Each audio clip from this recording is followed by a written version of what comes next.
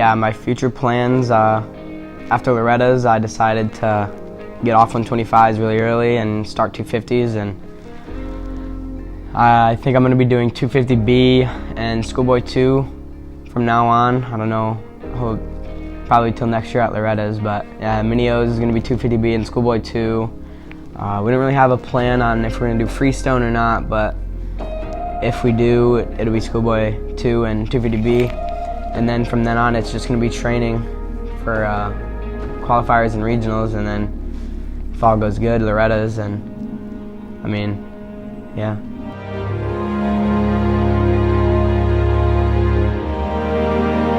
Yeah, this weekend, hopefully, the camper has some issues, but hopefully the camper gets fixed this weekend and we head to SSR.